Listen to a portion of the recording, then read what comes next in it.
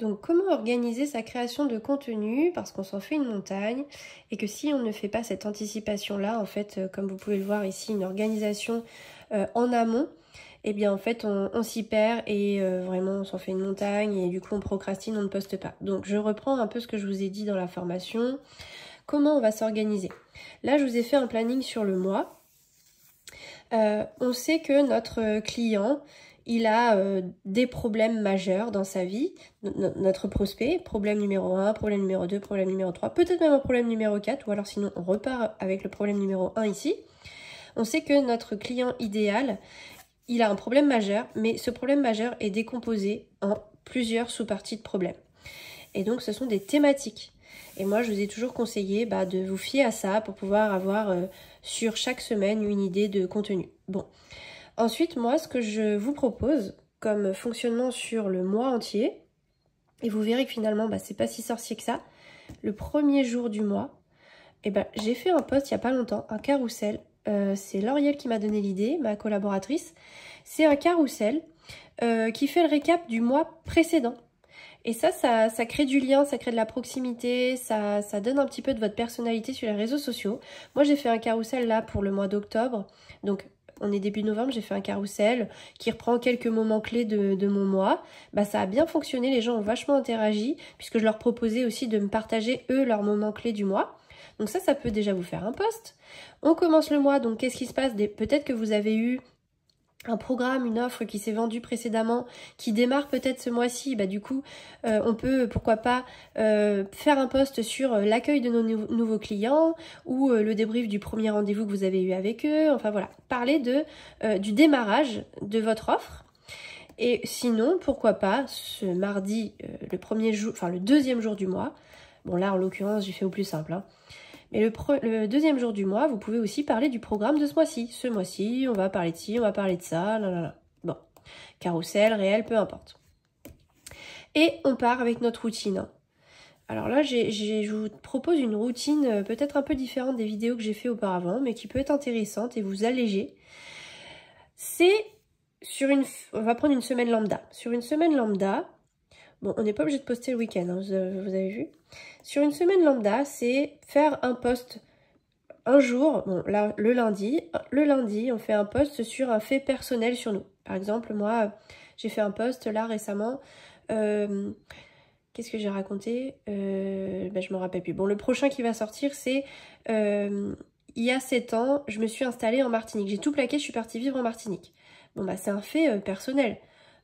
C'est pas spécialement en rapport avec mes offres Kiffpreneur et coach en dev perso. Ça m'appartient à moi, mais c'est mon histoire.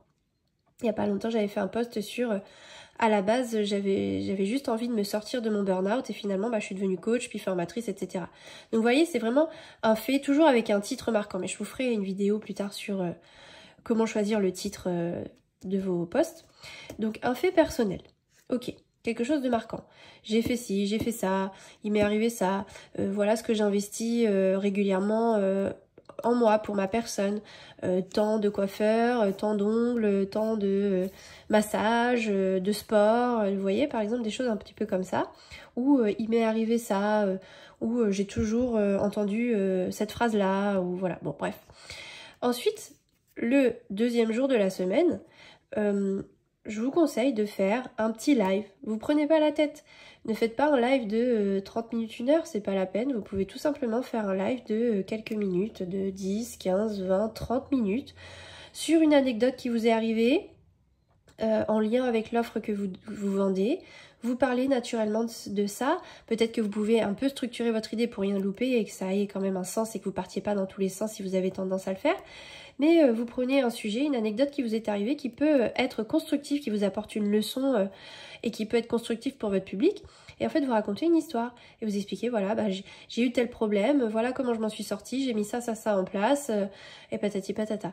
Et donc du coup, vous aussi, vous pouvez, si vous rencontrez tel et tel problème, vous pouvez d'ailleurs m'en parler en message, je viendrai vous répondre pour vous apporter des solutions. Et puis, si ça vous intéresse d'aller plus loin, j'ai fait justement un e-book ou une vidéo tuto sur le sujet que vous pouvez retrouver, commenter vidéo en commentaire pour la voir, patati patata. Donc ça, moi je me suis mis le vendredi des lives. Ensuite, le mercredi, un post de conseil. Là où on délivre de la valeur, du contenu de qualité, un conseil, quelque chose qui est applicable, donc une solution applicable aux petits problèmes du gros problème de la semaine. Ok. Et en 4e jour, le jeudi, eh ben, on fait un post témoignage. Donc moi j'ai tendance à être un petit peu laxiste sur mes témoignages et à faire juste un petit montage vidéo d'un extrait d'interview que j'ai fait. Mais en réalité, vous pouvez vous-même faire le post sans même avoir de vidéo, de photos de votre client et simplement peut-être avoir un petit message que vous faites un screenshot du petit message que vous mettez avec même une photo de vous, on s'en fiche, ou une vidéo de vous en train de travailler ou autre, et vous mettez un titre très accrocheur. Par exemple, comment ma cliente est passée de maman solo désemparée à coach en organisation épanouie, à la tête d'une communauté de 1500 abonnés, dédicace à Marion si tu passes par là. Et bien voilà, vous voyez, c'est vraiment un post où il y a une transition. J'ai fait un post il n'y a pas longtemps sur Samantha. Samantha, c'était pour accrocher en fait et que les gens aient envie de regarder. Le titre c'était comment elle est passée de restauratrice en faillite par exemple à coach en image épanouie en travaillant sur ses relations toxiques par exemple. Donc voilà, c'est vraiment le avant-après. Et vous pouvez en parler, mettre en scénario des images, vous pouvez même aller dans les banques d'images de Canva, vous pouvez simplement prendre des photos de vous, de gens avec lesquels vous avez travaillé, vous avez des photos d'événements ou autres, vous prenez ça, vous en faites un petit montage et vous mettez votre titre choc, comment Samantha est passée de ça à ça, grâce à, et puis bah, vous expliquez ça en légende en fait. Alors moi j'ai rajouté ça, c'est pas obligatoire, hein. Vous pouvez vous arrêter là et basta, hein. La semaine elle est passée. Hein. Mais moi j'aime bien ça, en fait je trouve que ça continue d'animer et ça permet d'être viral en plus, d'augmenter votre visibilité auprès des gens que vous ne connaissez pas, les non-followers. Et en fait, qu'est-ce que je fais le week-end, vendredi, samedi ou dimanche, ça dépend de comment je me suis organisée, si j'ai bien anticipé, si j'ai fait la bonne élève. Donc je prends, vous savez, il y a des posts en fait, que ce soit sur YouTube, Instagram ou autre, il y a des choses qui sont virales, des extraits de films, et des choses, enfin, ou des animaux qui font des bêtises, ou des enfants qui dansent et qui chantent ou quoi, et qui sont repris en fait, et au-dessus ou en dessous, on met un titre qui colle à notre univers. Vous pourriez voir sur mon compte, par exemple, j'en ai un qui a bien fonctionné, c'est un buffle, je crois, qui est pourchassé par un lion, et tout à coup, il décide de se retourner et de faire face au lion. Et finalement, c'est lui qui reprend le dessus et il fait fuir le lion. Eh bien moi j'ai utilisé ce truc-là qui m'a beaucoup parlé et qui a été très viral, avec un son très viral.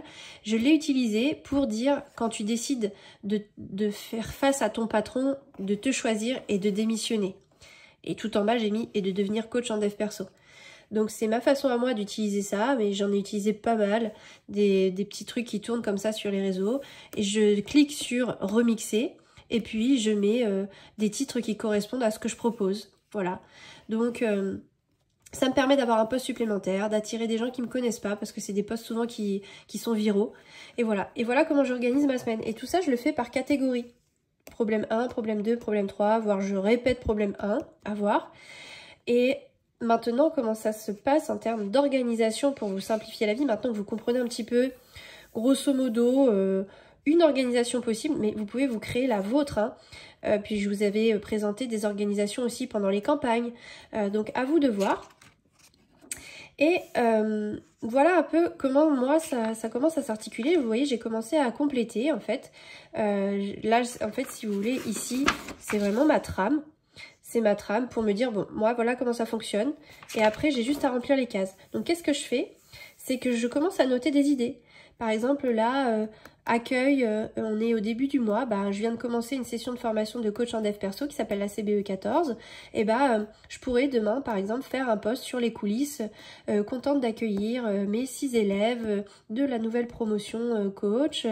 Nous avons des profils nanana. Enfin voilà, je pourrais faire un petit truc comme ça. Ça fait un peu l'envers du décor, les coulisses. C'est pas le truc qui va être super viral et qui va générer un max d'interaction. Ça occupe l'espace, je suis toujours présente, je raconte un peu un bout de mon business je peux essayer d'en montrer davantage. Ils vont avoir accès à la plateforme. Jeudi, on a notre live tout ensemble. Je suis trop impatiente et tout ça.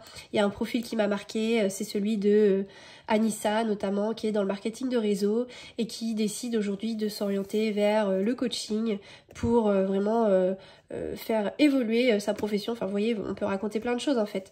Donc, essayez toujours que ça amène de l'engouement. Vous racontez une histoire avec vraiment des transformations. Bon, bref. Donc du coup voilà, j'ai commencé à compléter un petit peu. Je sais que mes vidéos de témoignages, bon j'ai pas trop respecté le planning, hein, mais bref, je vais mettre des témoignages, des interventions c'est pas des témoignages, pardon. En fait, dans ma formation Kiffpreneur, j'ai des nouveaux intervenants et je vais mettre une vidéo d'eux où ils expliquent qu'est-ce qu'ils vont faire dans ma formation. Donc ça, c'est un plus. Et j'ai prévu de parler de Camille Abasque, hein, qui vous a formé, nous forme sur le Human Design. Et puis je sais pas encore de qui je vais parler là, faut que j'y réfléchisse. Je sais toujours pas qu'est-ce que je vais raconter là. Bref, mais j'ai commencé à remplir. Mon live, finalement, cette semaine, au vu de mon organisation qui est pas assez anticipée, mon live, je le ferai vendredi. Et ça va parler de comment j'ai généré 5K avec 300 abonnés la première année de à mon premier lancement, pardon. Mais la première année de mon business. Voilà. Donc en fait, il suffit de compléter des cases. Hein. Puis vous pouvez vous faire ça pour chaque mois. Puis vous pouvez aussi le faire sur Notion ou sur un fichier Excel, hein, tout simplement. Alors, qu'est-ce que je voulais vous dire? C'est comment maintenant on va s'organiser pour la création de contenu.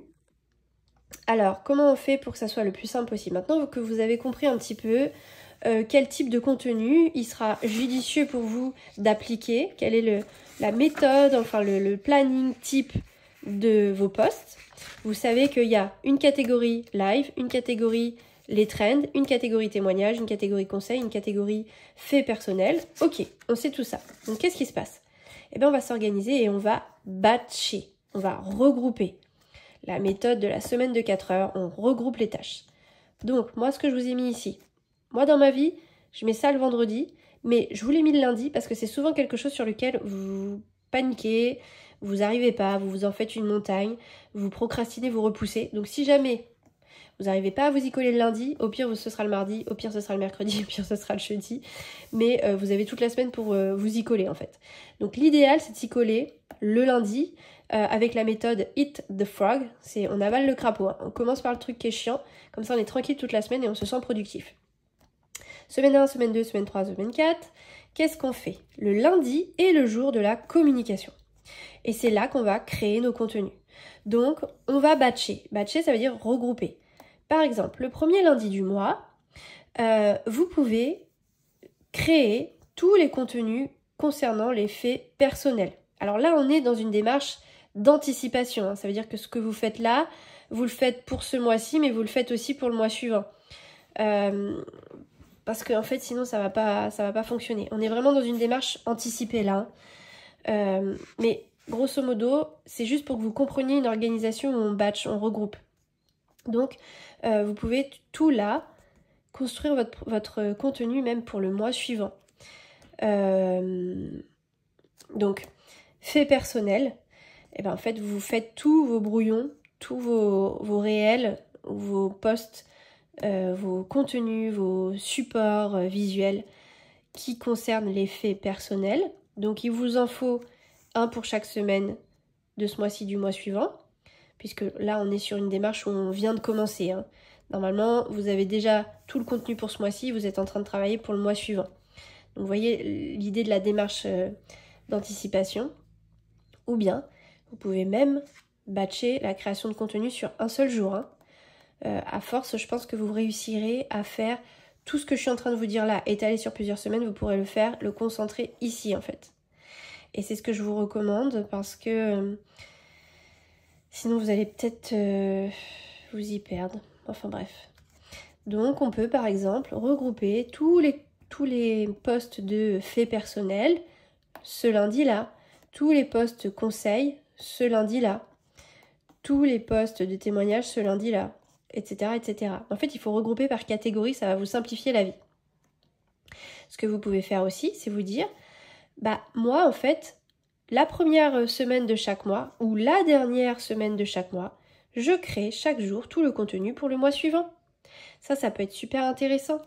Et par exemple, eh bien, vous bossez sur la stratégie du mois suivant, le lundi de la semaine précédant le mois suivant.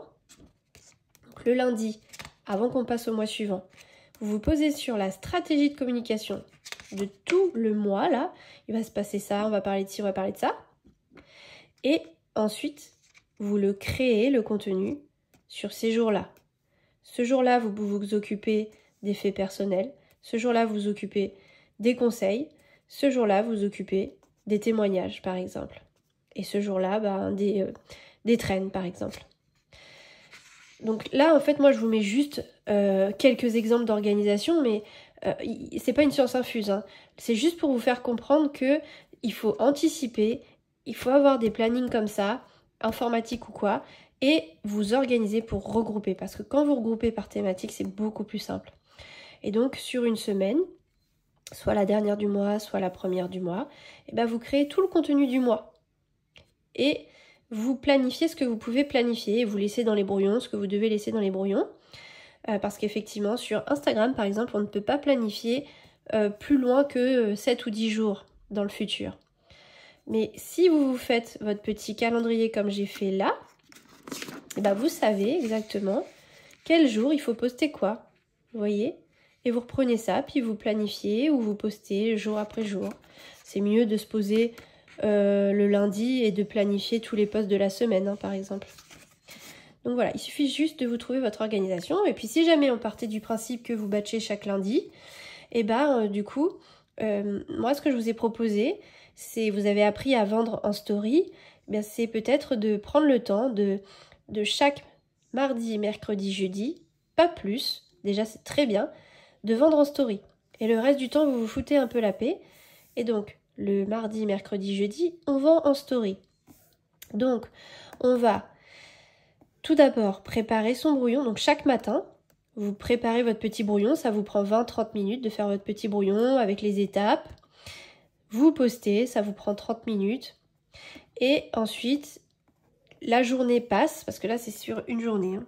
La journée passe. Vous faites votre vie, vos autres missions, etc. Et puis plus tard dans la journée, vous prenez un temps pour répondre et aller consulter vos stories, voir qui interagit pour pouvoir prendre la discussion avec eux. Et vous engendrez une discussion pour pouvoir éventuellement trouver des clients. Et ça, c'est du travail, hein. C'est pas du loisir, donc il faut dédier un temps pour ça. Et je vous ai proposé de batcher le vendredi les remixes, tout ça. Qu'est-ce que je vous ai proposé aussi ? Je voulais vous proposer une organisation sur la semaine qui pourrait correspondre à ça. Par exemple, le lundi, c'est dédié à la communication. C'est le jour où on va bosser stratégie, comme je vous avais mentionné, stratégie du mois suivant, que l'on va créer le contenu, que l'on va le programmer. C'est ce jour-là aussi où vous allez pouvoir passer du temps à rechercher les trends, les musiques, des inspirations, trouver des idées, faire votre calendrier sur le mois. Et c'est aussi là où vous pouvez prendre le temps d'analyser vos posts de la semaine passée et voir les statistiques. Par exemple, tel carrousel m'a apporté plein de non-followers, ça me fait être vu à plus de personnes, donc il va falloir que je recommence. Il y en a un, ça n'a pas fonctionné, je le referai pas. Et vous tirez des enseignements. Là, c'est de la recherche et de l'auto-formation et de la création de contenu. Le mardi, vous êtes plus dans une optique stratégique. Là, c'est vraiment travailler sur votre business, comment le faire évoluer, comment l'améliorer, comment consolider, comment capitaliser, qu'est-ce que vous devez mettre en place. C'est là aussi, pourquoi pas, que vous pouvez bosser sur votre stratégie de vente, sur les supports de communication, mais comme la page de vente, votre site internet, voilà, ces choses un peu stratégiques. Le mercredi peut être un jour de rendez-vous, de visio, de toutes ces petites choses-là en interaction beaucoup avec les autres. Le jeudi peut être un jour dédié à l'administratif. C'est là où vous allez lire vos mails, où vous allez faire la facturation, tout ce qui concerne les paiements, le classement de documents, la compta, etc. Le vendredi, vous pourriez par exemple ne rien prévoir, à part lire vos mails, et consacrer cette journée aux imprévus et aux retards. C'est-à-dire que toute la semaine, il y a des choses qui sont tombées, et ça vous a peut-être fait prendre du retard sur ça, ça vous le décalez à là. Et voilà, et vous gérez comme ça. C'est une idée, comme une autre, mais trouvez un moment pour vraiment vous planifier votre agenda sur le moment par rapport à toutes ces histoires de création de contenu, que vous ayez au moins un jour dédié dans la semaine à ça, parce qu'aujourd'hui il faut quand même savoir qu'en tant qu'entrepreneur, en fait on est forcément communicant et on doit être bon sur les réseaux sociaux et on doit s'y coller, il n'y a pas le choix, et même de déléguer cette tâche n'est pas forcément toujours une bonne solution parce que ça perd un peu votre essence et qui vous êtes. Et de toutes les façons, il faut vous y coller et travailler pour transmettre les informations au community manager. Donc en fait, ça revient au même, quoi. Donc voilà, j'espère que cette vidéo, elle vous aura aidé à vous organiser. Prenez ce petit agenda et bon courage à vous.